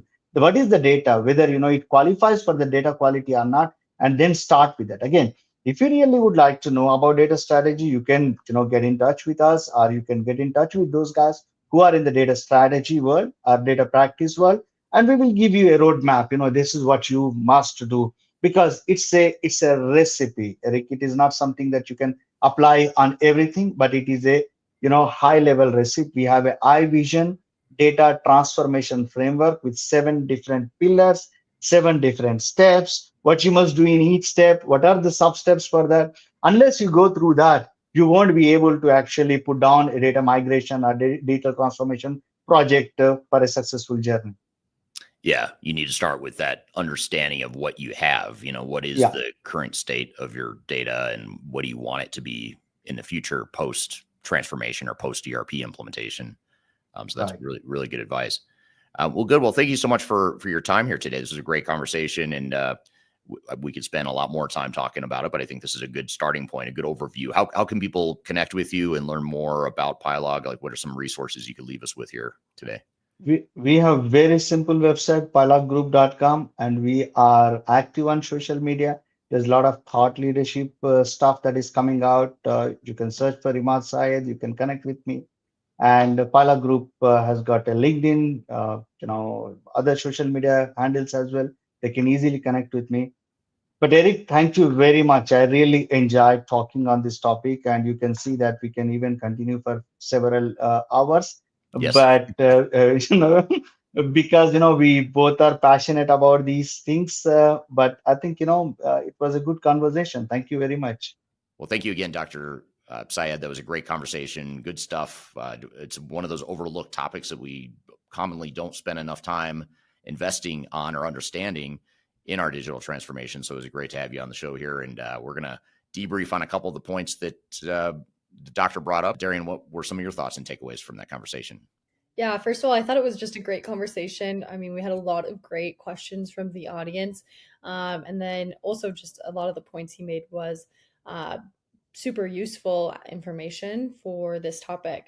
But I want to continue the conversation and follow up the conversation and get your opinion on some of these questions that he was asked and the audience was asking. I want to start, though, kind of where you ended, in a way, where I want to talk about what trends do you see in data management and governance in the next few years here, and talk about, what he said and what you think, or if you agree, disagree. Well, I think the big thing that I would add to what he said, and I think maybe it's in his mind, it might go without saying. I don't want to speak for him, but I think, if I look at it objectively, one of the things he didn't directly mention, but I assume he'd probably agree with, is that data management is going to just become increasingly important especially as organizations try to figure out new ways of using AI and getting better dashboards and analytics and business intelligence and reporting out of their current and existing and future systems. I think data management just is such a prerequisite, such an important prerequisite to being able to do those things, that data management is only going to become more and more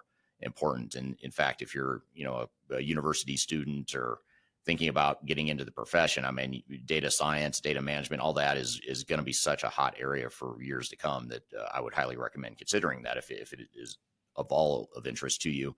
It's a great field of study in terms of data science and data in general. So I think that's the main thing I'd say, in addition to what he said, is that I think data management just becomes super important, even more so than it already is, as we look to the future. Yeah, and one question I have to kind of follow up on that is, with AI in the future, obviously data is what is teaching the AI, and with companies potentially having personalized AI, if they have, data that is bad and feeding the AI wrong information, and they're using that information, what does the process then look like to then clean all the data and make sure that it's feeding the AI all the correct information? And how long does that process take, maybe, for a company to reset everything? Well, like he said in the discussion, I mean, he alluded to the fact that, you have to tightly manage scope, or at least understand what the scope really is. How much data are you really going to bring over? Because there's there's a conflict and there's a trade-off that you have to make. And it's a hard trade-off because there's no good answer. There's no great answer, to make it easy. You either are going to bring over a bunch of legacy data that's going to give you more complete information, but that data is likely to be inaccurate and to have flaws with it and that sort of thing, which is why he talked about the other approach, which is to take more of a clean core approach where you're basically starting with a clean slate and, just starting over essentially. And those are two extremes. I mean, there's obviously a middle ground in the middle where maybe you bring some data over, but not all of it, or you just go back a couple of years. You don't go back decades and bring decades worth of data over. You just bring over the last couple of years, or maybe you just bring over the master data, you clean up the master data, bring that stuff over, and then you don't bring as much transactional data. Another option, we didn't really get into this, although in hindsight, maybe I should have asked him this question or thought of this question sooner, but you also have things like these standalone BI tools like Snowflake and Palantir that can kind of provide interoperability and provide access to data across multiple sources. That's an option too. You can move all your legacy data over to a data lake or bolt on a BI tool that can still access those legacy systems with that legacy data without you necessarily having to migrate it over to a new ERP system. But again, those are all trade-offs, right? You're just moving a risk around. You're not really eliminating risk. And so you've got to look at, back to what he said is sort of his closing next step. If you're going to get started on the journey, here's what you do. And he talked about the data discovery and really understanding what is the state of your data. If your data is in pretty good shape, then okay, maybe it makes sense to bring over more of that data than another company may find. But if you find that your data is just a complete mess, it's in a bunch of different silos, and it's going to take an inordinate amount of time for you to clean it up, to migrate it, to map it, to recreate the data the way it needs to look in the new system, if that's all going to take materially too much time, that's going to slow down your project too much, it may be that you have to sort of make that trade-off and say, well, I'm not going to do that, or we might have to add more time and budget to our project if we do decide that's where we want to go. So I can't give you a good answer on how long it takes because it depends on how much of the data you want to bring over. But generally speaking, the more data you bring over, the more risks you introduce, the more time and budget and resource commitment that you're adding to the project. But it is an asset of the company. And if it's worth it to you, then it may be worth it to invest that extra time and money. Yeah, absolutely. That's super interesting. And one more question I want to follow up on, I know that you asked him, was, in your opinion, what's the ROI of data governance initiatives as part of the digital transformation journey? So I guess that kind of plays into this as well. What is your opinion on that? Do you have anything to add on to what he said? Yeah, I mean, he was talking about the tangible and the intangible, which is, I totally agree with you. You've got to look at the quantifiable stuff as well as the stuff that's harder to quantify. But generally speaking, I view data as something that's like it's almost like it's either gonna grease the wheels of your organization and give you more momentum, or it's gonna be like throwing sand into the engine. It's gonna grind things to a slowdown. If the data is dirty and it's creating all these workarounds and manual reentries of data and all that stuff, that slows you down and it affects you in some way in terms of how much you can sell, how accurate your inventory forecasts are, how accurate your demand forecasts are. I mean, all that's, you think about everything you need to run a business and to grow a business and to be more profitable. Everything sort of gets slowed down or gets undermined by bad data or incomplete data, inefficient data, low quality data, all that stuff. Whereas if you have good data, it can actually help you sell more and help you, manage your inventory better and maybe reduce attrition because you're better at managing people. I know we talked about SuccessFactors and HR technologies earlier in this episode, so that's top of mind as well. So anyway, those are just some of the ways where I'd say you look across the entire enterprise and look at all your efficiency and top line revenue gain or top line revenue metrics and whatnot. And you look at, well, how would better data and better data management, how could that potentially increase our revenue, or how could it potentially decrease our cost, or potentially allow us to process more customer orders, or whatever the metric is. I mean, chances are pretty high you can point to a lot of business value that you could get out of having better data in your organization. Yeah, for sure. What a great conversation. Like you said, I think there was a lot of great points, and the audience had a lot of great questions as well. Yeah, great engagement there. We had a great turnout for that discussion, and I appreciate everyone joining here, and I appreciate Doctor being on the show here today. So hopefully we can have him back and dive into more detail as it relates to data management. All that being said, we're going to shift gears here in a moment, and we're going to talk about what ERP software vendors don't want you to know but they're the things you need to know. So we're going to get to that here in just a moment. But first, we're going to take a quick break. We'll be back with more Transformation Ground Control.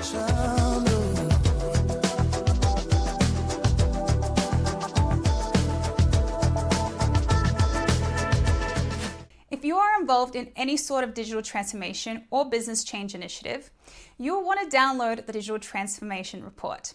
With its comprehensive overview of business and technology trends and best practices, this report is a must-have guide for any transformation project or executive team.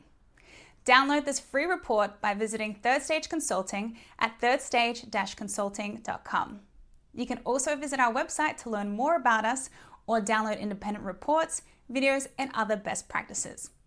Again, visit thirdstage-consulting.com today to learn how you can take your transformation to the third stage of success. Are you looking for ways to promote your product or service to enterprise technology decision makers and influencers throughout the world, like the ones who listen to this podcast? Major Tom Productions creates media, events, and influencer marketing for B2B technology providers. Our productions are exciting, educational, disruptive, and effective. Most importantly, they create results. Our content is unlike any other in this industry, engaging, influential, and trusted by technology buyers and influencers throughout the world. Each month, our productions reach hundreds of thousands of targeted buyers and decision makers who trust and engage with our honest and tech-agnostic content. With long-tail viral results and engagement with our content, Major Tom Productions provides a way to reach your target market and create awareness, calls to action, and a connection with potential customers. So collaborate with us today. Learn how we can feature your product or service on podcasts such as Transformation Ground Control, Journey to S/4HANA, and Journey to Dynamics 365. We can also feature your brand on our YouTube channel called Digital Transformation with Eric Kimberling, which boasts over 100,000 subscribers and over 2 million video views per year. You can also participate in our in-person events, including our Digital Stratosphere Conference. Contact us today to learn more. We can tailor a marketing campaign that works for you. We look forward to helping more people learn more about and become engaged with your brand.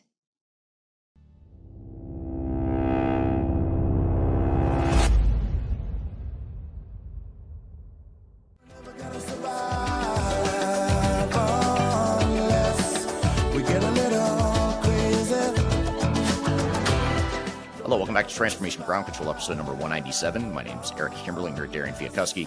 You can find new episodes of the show every week by going to transformationgroundcontrol.com. The show is sponsored by Third Stage Consulting, and Third Stage Consulting is a company I'm CEO of, and we help clients through their digital transformation journeys by helping them with their digital strategies. We help them with technology selection, and we also help them with the actual implementation as well. We're tech agnostic, so we're not affiliated with any software vendors. So which is why we are able to have this next conversation, which is all the things software vendors don't want you to know. And it's not just the software vendors that don't want you to know this stuff. It's also most of the industry, most of the ERP industry, including the consultants that are affiliated with software vendors. They don't necessarily want you to know this stuff because it doesn't serve their purpose or further their purpose of selling you more software and more technology services related to that software. So we're going to sort of expose some of the things behind the scenes, behind closed doors that happen in the world of software vendors. And it's just things that you need to know to manage the risk. That's all it is. So it's a way for us to not create too much fear, uncertainty, and doubt in the marketplace, but it is a way for us to create awareness and a sense of realism going into digital transformations. And so this is a video that we recently published on my YouTube channel where I talk about, I think, five different things that software vendors don't want you to know, but that you absolutely need to know before you go into a digital transformation and before you sign on the dotted line with any software vendor or technology consulting firm like a system integrator or VAR, technical implementer, or whatever the case may be. So with that being said, let's roll the clip. This is the things you need to know about ERP software vendors, but the things they don't want you to know. The first dirty little secret that you need to know is that software vendors set these arbitrary deadlines for ensuring that you move to the most recent version of their software. And this is something that's not new. It's something that technology vendors have been doing since the start. which is to really migrate people along the way as they upgrade and come out with new versions. They need to move their customers along so that they don't end up having to maintain software that's super old. Now, where this becomes a problem, though, and where things are different today, though, is that in today's cloud environment, as these big incumbent software vendors are moving their on-premise systems to the cloud, for those that started off on-premise, that is, those vendors are now setting arbitrary deadlines for when they will stop continuing the old versions of the software and requiring people to be on the new version of the cloud software in order for it to be supported. For example, SAP has a deadline of 2027 for its legacy customers to move off of R3 or ECC onto S4HANA. And in 2027, SAP will discontinue support for those older versions of the software. Now, the reality is that is the reality of what SAP is going to do. But the other reality is that you don't have to do it. I recently published a video, which you can find right here, that talks about specifically SAP's deadline and what you can do to navigate that. But I'll summarize it here, not just for SAP, but for any other software vendor that might be telling you that it's time for you to migrate now. And that is that it's your business and you should do what you want. If it makes sense to migrate now, then do it. And if it doesn't make sense because you have competing priorities, you don't have the budget, you don't have the time, you don't have the risk tolerance, whatever it might be, those are instincts that you should listen to and follow and find a compromise that makes the most sense for your organization. After all, the project you're about to go through is not about the software vendors. It's not about making them happy or adhering to their needs. It's about doing what's right for your organization, and that's what you need to do as a leader within your organization. The other thing that software vendors don't want you to know is that there are third-party support and maintenance providers that can help provide the same level of support, oftentimes at a lower cost than what the software vendor can provide themselves for some of that legacy software. So if you find a third-party support and maintenance provider that can help give you a little bit more runway, help give you support when the vendor won't, then that's something you should absolutely look into. And if you'd like to learn more about some of those options, feel free to reach out to me. I'm happy to recommend a couple of options for you, depending on what software you're using. But regardless of what software you're using, whether or not you use third-party support and maintenance or not, the fact of the matter is that arbitrary vendor deadlines are exactly that. They're arbitrary, and they don't necessarily need to apply to you if it doesn't make sense for your organization. Technology is advancing at such a breakneck speed. In fact, in my 25 years of being an independent tech agnostic consultant, I found that it's sort of like a curve, a hockey stick curve, where technology advancements are speeding along and you think it's not going to go any faster, and here we are in 2025, and things are accelerating super quickly. And that is going to continue to accelerate over time. And in the quest to constantly be on the forefront of technology advances, vendors will oftentimes sell and market their solutions as silver bullets, things that are going to solve all the world's problems, make your life easier, be simple to implement, and all while minimizing your cost and risk. And the reality is that there is no silver bullet. No matter what technology you deploy, no matter how advanced it is, no matter what kind of pre-configurations out of the box you might find, there are going to be difficulties going through a technology initiative because it entails so much change and transformation for a business. After all, it's the operational and the human people part of the transformation that's the most difficult.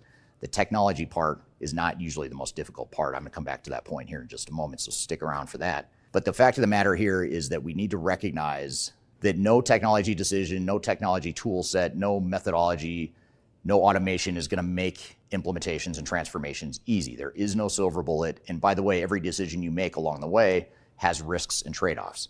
Something might sound like an easy button, something might sound like it's too good to be true or that it's a silver bullet, but the reality is there is no such thing. No matter what decisions you make, no matter what tools you invest in or don't invest in, you're trading one set of risks for the other.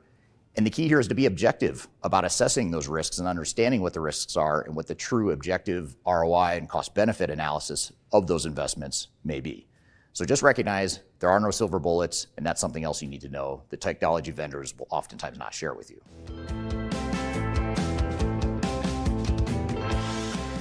One of the things that my team and I do in our consulting practice is we provide expert witness testimony to attorneys.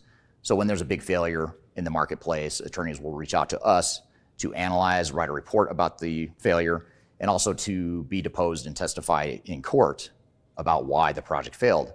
One of the things we find in this analysis, in these extreme train wrecks, these extreme failures, is that technology is usually not the real problem. The reasons why these projects fail is more often related to non-technological factors.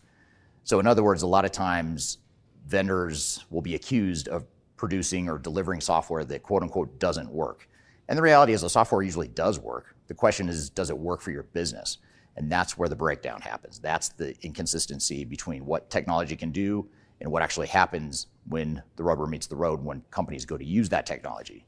So what we have to do is recognize that technology is going to be the relatively easy part. It's not easy, but it's the easiest part in many cases.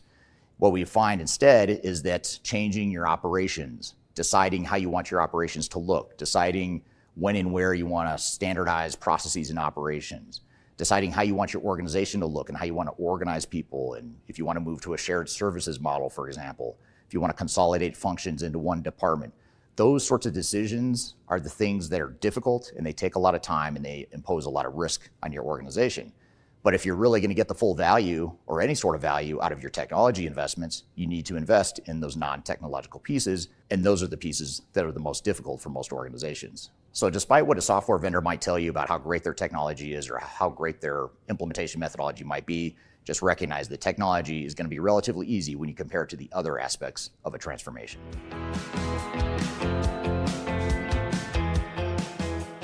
The technology industry has become somewhat of a nuclear arms race. We're all racing to find that next big thing, and we're all advancing our technologies much faster than any given customer or client can. If you look at where we are today and where software vendors are with their AI advancements and investments in analytics and business intelligence and automation and RPA, all this different stuff that they've spent billions of dollars investing in, they are way ahead of where the average organization is. The average organization is still back here trying to move to the cloud or trying to clean up some of their data that they've been hanging on to for 10 or 20 years. And we have to recognize that technology vendors are always going to be far ahead of where the average organization is, and making that big of a leap all at once is extremely risky. And in this process, in going through a digital strategy and roadmap, it's important to recognize that less technology is okay. It's probably better and more beneficial to your organization to invest in less technology, but invest in implementing that technology really well. So in other words, rather than trying to boil the ocean and bite off more than you can chew by investing in every sort of technology that's out there or every sort of technology that a vendor might provide, it oftentimes makes more sense to say, let's limit our scope of technology and let's focus more on the people and process and really get that right and build that momentum behind us so that we can then move on to other phases and more advanced technologies over time. So that incremental approach to rolling out new technologies is extremely important. It's something that, quite frankly, is okay, and it's quite common, even though software vendors might suggest otherwise, that you're putting yourself at risk or that you're falling behind the competition if you don't keep up with their technological advances. Software vendors will oftentimes pull out all the stops to get you to invest as much money as you can in their product, and that's understandable. That's what many of us would do if we were selling software. We would want our customers to buy and take advantage of all these great technologies and bells and whistles that our company has developed over the years. But the reality is when organizations overinvest in one software vendor, they're actually creating additional risks for their organization. They might be realizing some benefits in the form of having a common platform they can use across their entire operations. They might have some negotiation leverage because they're buying more software so they can get a bigger discount. Those are definite benefits. But there's also a downside risk. Downside risk being that now you've put all your eggs in one basket. In longer term, you have to ask yourself the question of what does that mean for the risks to your organization and the risk for potential disruption to your organization in the future. If you think forward, say 20 years from now, after you've deployed the latest and greatest cloud technology that works perfectly for you right now, you might find in 10 or 20 years that it's not a good fit. So the question becomes, how are we going to rip out this cloud-based system that we don't own and all the data is in the cloud? How are we going to rip that system out and replace it with another system when it's all interconnected and it's all done through one vendor? We also have to think about what happens when the software vendor arbitrarily increases their subscription costs annually. And by the way, there's nothing you can do about that. You can't negotiate that after the fact. For example, Microsoft just here in late 2024 announced somewhat arbitrary price increases on their cloud software that ranges anywhere from 8 to 17%. It's a pretty big increase for an organization that's investing a lot of money in this technology. And so you have to wonder at what point do organizations start to say, hold on, time out, we are done with the price increases and we're going to move to another vendor. So these are the sorts of things you've got to think through, because the more leverage a vendor has over you, the more likely it is that you're in a vendor lock-in situation, and you've got to figure out a way to mitigate those risks. So these are just a few of the things that I recommend you think about and understand about the inner workings of the technology and software vendor industry. I hope this has given you some guidance on how to take the matter into your own hands and really understand the inner workings so that you can do what's best for your organization, and at the same time understand where the software vendors are coming from. I'd love to hear from you, though. What kind of experiences have you found working with software vendors? What are some of the dirty little secrets that you found or tips that you found when engaging with a software vendor, procuring software, whatever the case may be? I'd love to hear your comments below. So that was the video of the 5 things that you need to know about software vendors and the 5 things that they don't want you to know. But what were some of your thoughts and takeaways from that conversation, Darian?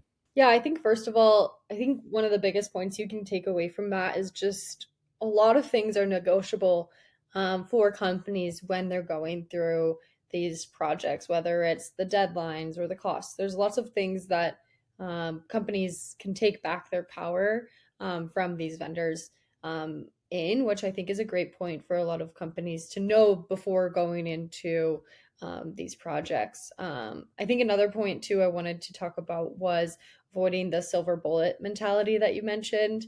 I think that really resonated just because technology alone won't solve these companies' issues or their operational challenges. It really depends on, also the project managers and whoever is implementing the project and the CEOs, and both human and tech resources are really going to play a role into all of the projects. So I think that point was, I really like the term silver bullet. I thought that was good. So, but I have some follow-up questions for you with this. So first of all, when vendors push for upgrades to newer versions of their software, what are some of the most effective strategies to negotiate for more time without compromising the support that companies need? And what are some of the red flags that they can watch for when they're delaying an upgrade?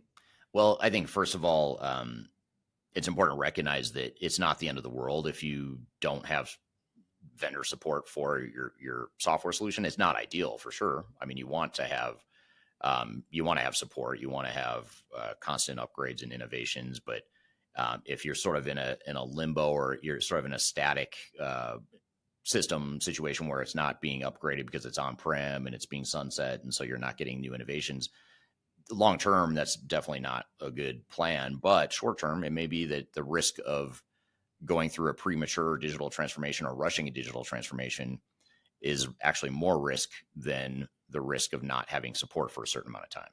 Now, having said that, there's other ways you can get the support. I mean, just because your vendor is not providing it doesn't mean you can't get it elsewhere. I mean, you might have internal competencies you could be building to where people internally can provide some level of support, which you should have anyway. I mean, that's something I would consider a best practice, that you want to have internal knowledge and competencies and understanding of the software to where you can be self-sufficient in maintaining that software to some degree. That doesn't obviously solve the problems if you have a catastrophic break, or you need customization support or whatever it is, but it does get you a certain amount of mileage there. And so I think that's one thing. You have to look at the internal competencies you have and that you could build to help mitigate the risk of losing vendor support. The other thing is there's a lot of third-party support providers, companies like Rimini Street and Spinnaker support, companies like that provide, at least in the world of like SAP and Oracle and JD Edwards and some of these other legacy systems, they provide that third-party support, and they can actually extend your life cycle of support beyond what the vendors are willing to do. So you just have to look at your options, and you also have to look at the risk of both sides of the equation and really weigh those risks and, take the path that makes the most sense for your risk tolerance and profile. Yeah, absolutely. And I want to go back to what I was talking about with avoiding this silver bullet mentality.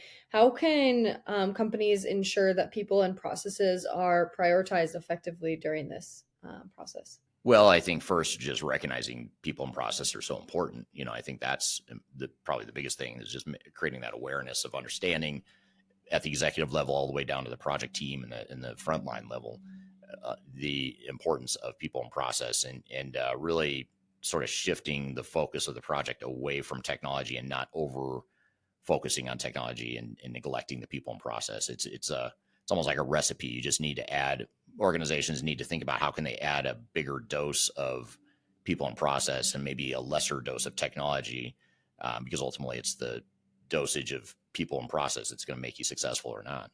Yeah, absolutely. And I think another part of this whole transformation and implementation of softwares is holding vendors accountable. And I know that's something you talked about. So what can companies do to actually hold these vendors accountable for promises they made during the sales process, especially if issues arrive post-implementation? Well, I think, first of all, documenting everything, making sure you get documentation of, what version of the software were you shown in the demos, which modules were you shown, and just make sure you have this all documented so that when it comes time to sign a contract, you can validate, okay, are we buying the right software? I mean, that sounds simple. It sounds like a basic thing, but it's amazing to me how many organizations get something messed up in the demo process until they sign the contracts. They end up seeing one thing in the demo process, one set of modules or functionality or capabilities, but then the contracts don't necessarily reflect what they saw in the demos for whatever reason. It could be anything from just a misunderstanding of scope to just basic innocent